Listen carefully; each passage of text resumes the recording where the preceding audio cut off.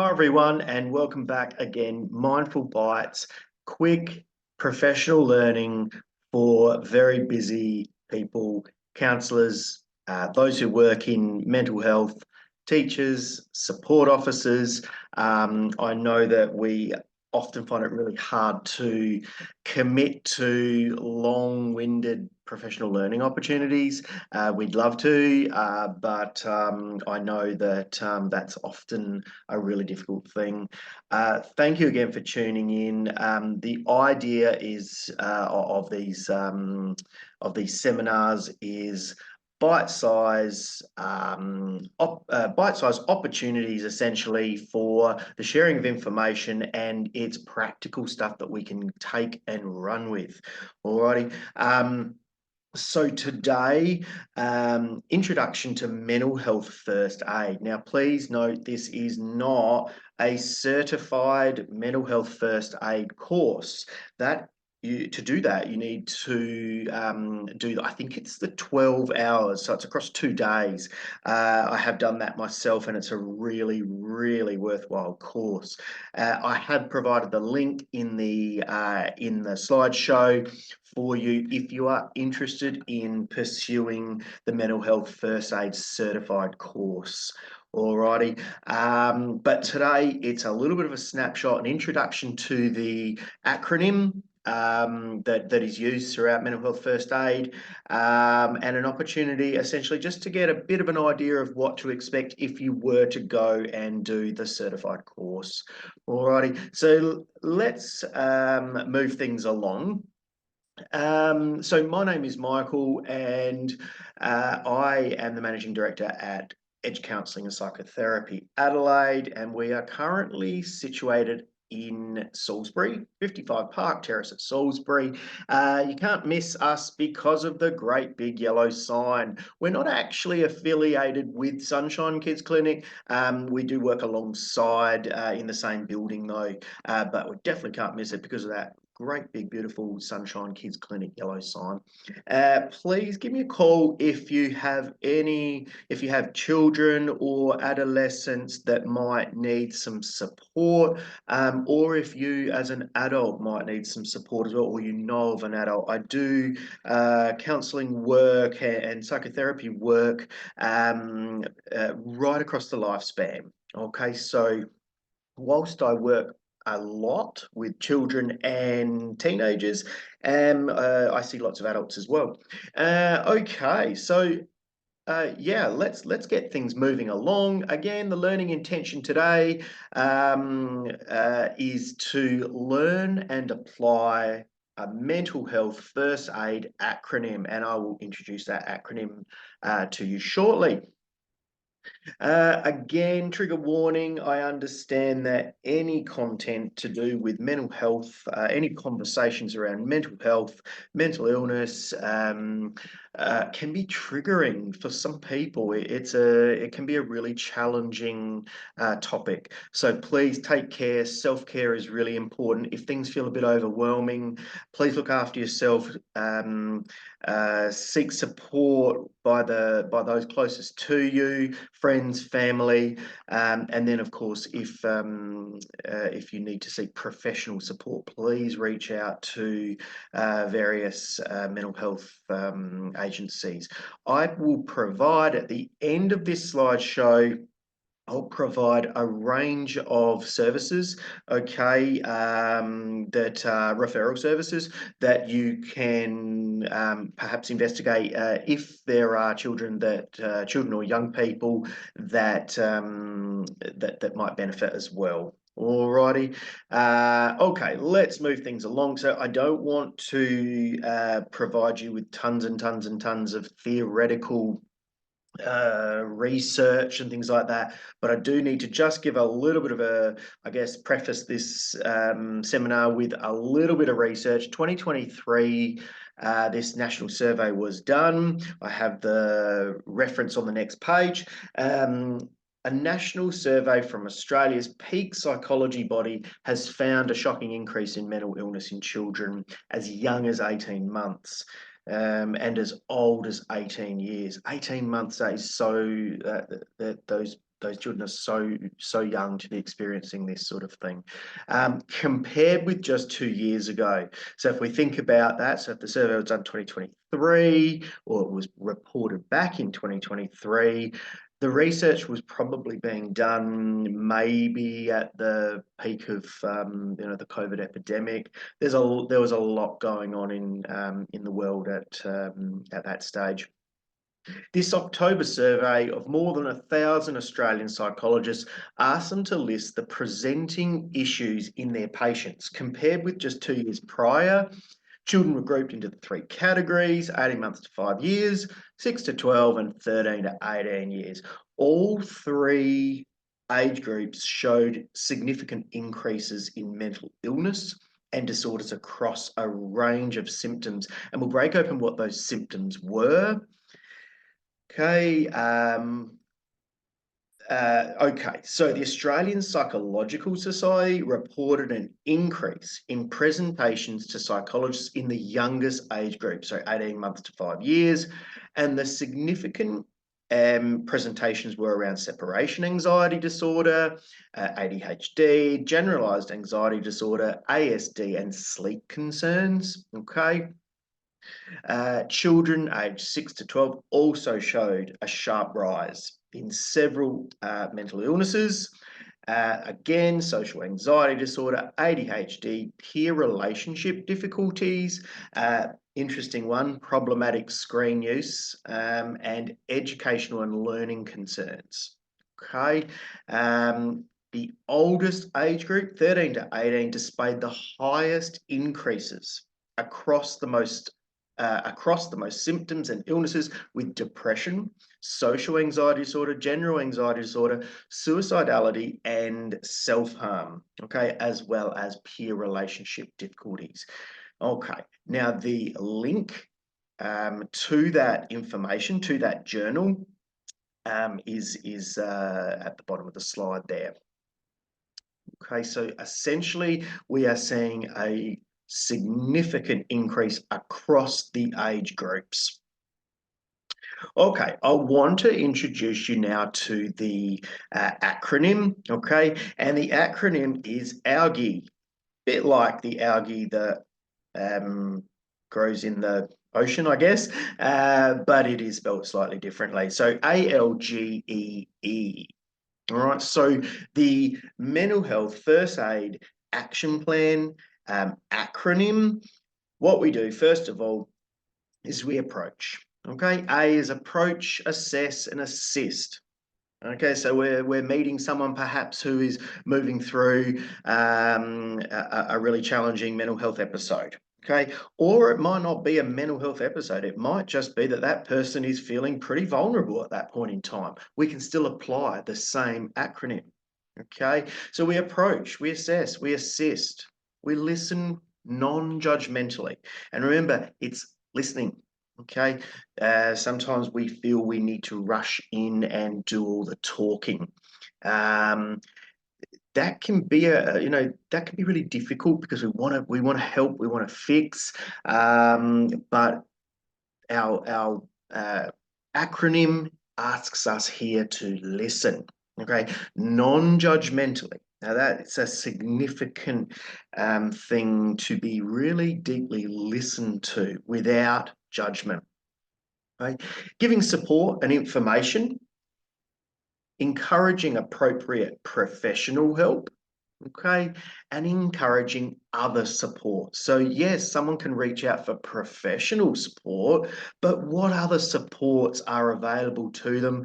Everyday type supports, friends, family, sporting clubs, different communities that they might belong to.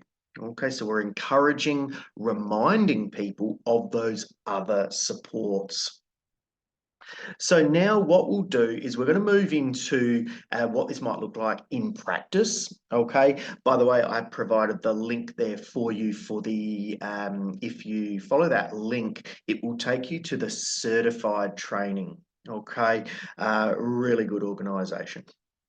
Okay, so let's present this scenario: supporting a distressed child or teenager. Okay, so at school, this might be very, very common. We do come across these sorts of things, particularly in schools. At school, you notice Alex, a student who seems to be experiencing significant anxious distress. Alex is crying and is saying that his head is pounding, and you notice his hands are shaking. So it's clear here that Alex is experiencing some distress. Let's now apply the ALGIE acronym. This is what it would look like practically. All right, so we're going to first of all approach Alex in a calm manner. Okay, remember that if we are calm, then others are more likely to mirror that. Okay, we can calm people down by naturally being calm in ourselves. If we escalate in our own emotions, we can escalate the situation. Okay, because people we feed off those sorts of behaviors. We're very much in tune with those sorts of things. All right, we approach Alex in a calm manner and tell him what you've noticed. All right, encourage Alex to share his concerns with you. Notice, but just be mindful, are there any concerning safety issues? Okay, so things that I mean by that is the place that we found Alex. Is it a relatively safe space, or are there some issues that might be concerning to Alex's safety?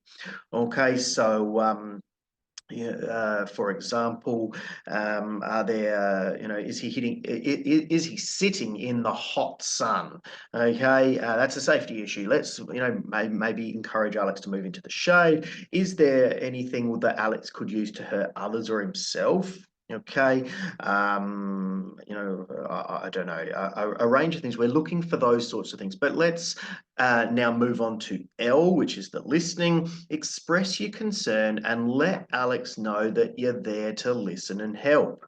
Okay, allow Alex a safe space for talking. Now, he's probably going to be really struggling to actually articulate, and that's okay. Use acknowledgement statements. All right. Ah, I see. Hmm. Open body language. All right. Keep our body language open. Give Alex a little bit of space as well. We don't want to crowd in over him. Okay. Non-verbals to encourage feelings of safety and calm. I often stand to the side of a young person or a person that's experiencing this. Standing over someone can be a bit overbearing. All right. Standing to the side is a little bit more neutral. Okay. The next component to our algae, reassure Alex that his feelings are valid and that you care about his well-being. Alex needs to know that there's someone who cares. All right. Remind him about the support that is available in the school, such as the front office, which is are really the people that work in the front office are absolutely fantastic. They deal with children and young people day in, day out, and they are often the first port of call in terms of where we send young people when there's a concern. So front office is a safe space. Alex might just need a place to just sit and chill for a bit, and the front office can offer that. Yeah. Teacher, counsellor, well-being space are other places that we could offer to Alex. Next component of our acronym, encourage Alex to connect with a professional mental health worker, such as a school counsellor or nurse. All right. Tell him you will book the appointment. It's difficult if you say to Alex, I'll leave it with you. Perhaps don't do that. Perhaps approach the counsellor or the mental health worker, the nurse, whatever it might be. Perhaps be proactive there and don't just leave it up to Alex, okay, because he may not then pursue it, okay. it might be a good idea to do that on his behalf. Just have a quick word to the school counsellor or nurse, depending on the situation, of course, and they can then reach out to Alex. Alrighty. He may also not know how to go about booking an appointment.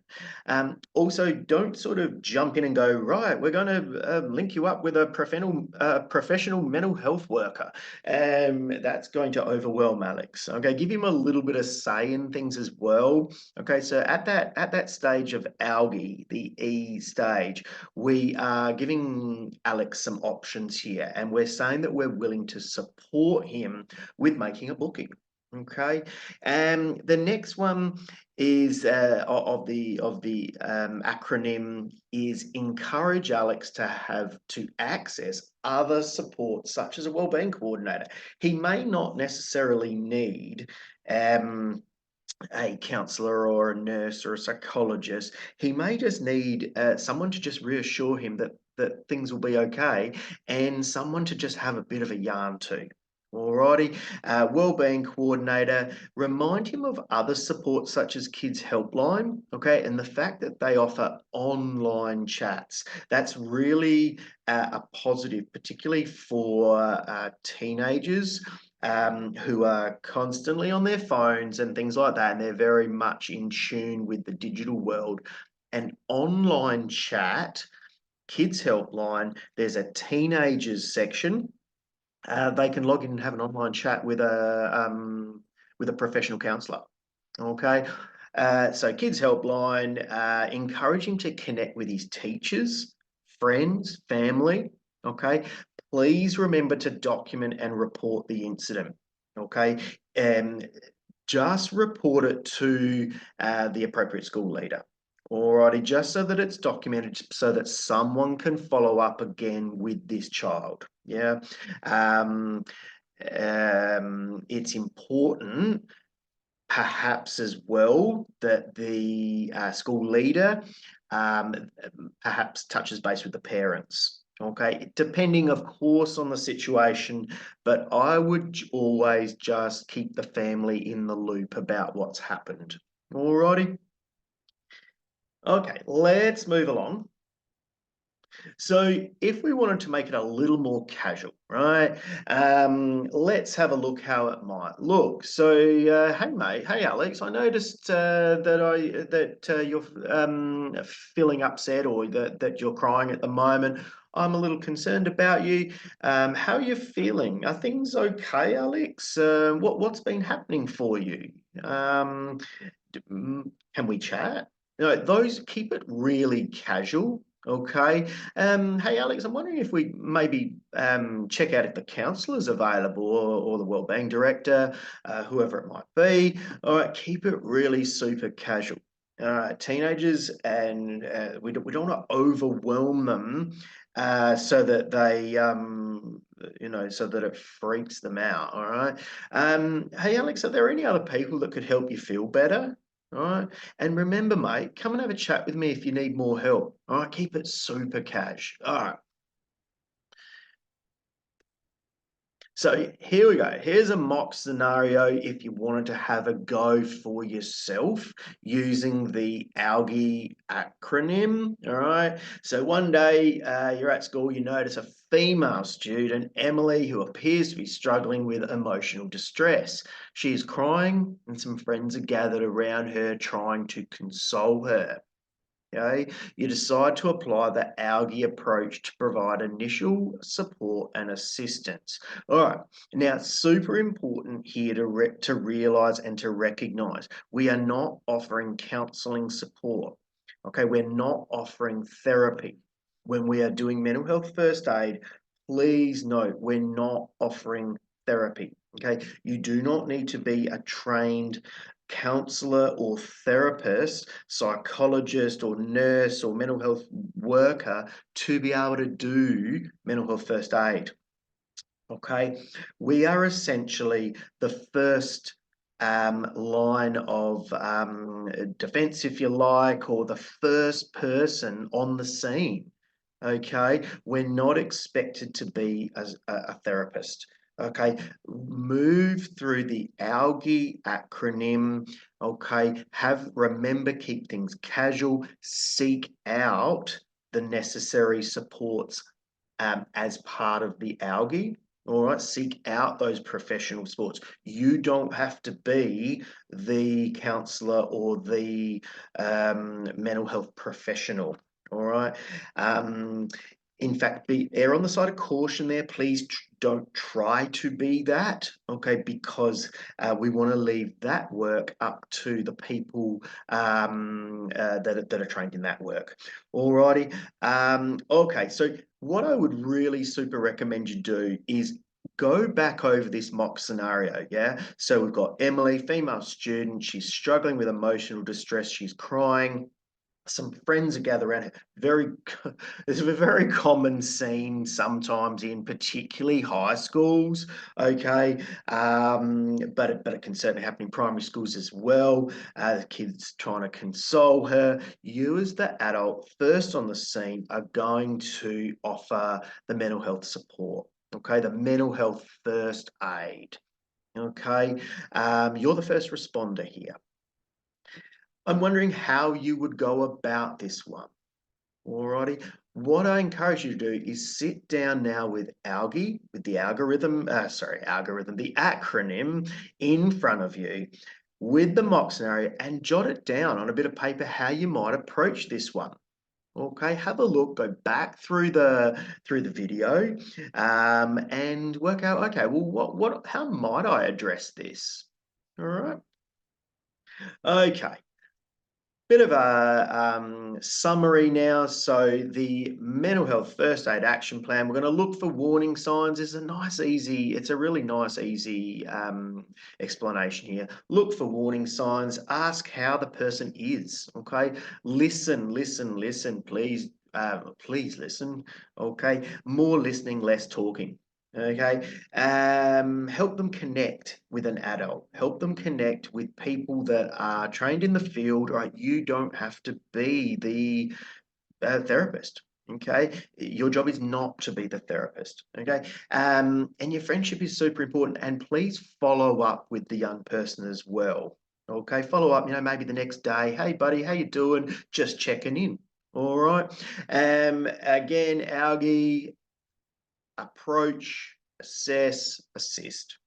Listen non-judgmentally. Sometimes that can be really hard to listen non-judgmentally. Essentially, we're parking all of our biases and all of our judgments and things like that at the door here. All right, the primary focus is listening empathetically with little to no judgment on the situation. Right, give support, give information, encourage appropriate professional help. All right, often young people don't quite know how to access that, point them in the right direction. Okay, and then of course encourage other supports that young people can access. Okay. I've provided here a list of mental health services in South Australia for young people to be able to access. Okay.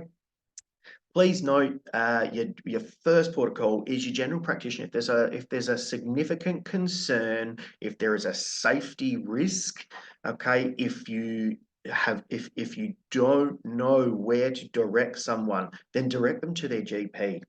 Okay. Note also that general practitioners can provide mental health care plans for people. That's something that, of course, a GP will determine. Okay. Note that a mental health care plan doesn't always provide free psychologist support. All right. There may still be a gap payment. Alrighty. Another professional in the field, paediatricians, SA Health have the mental health triage services, CAMS, 1-800-RESPECT. 1-800-RESPECT is a really valuable service, particularly for women and girls and women experiencing domestic violence. Okay.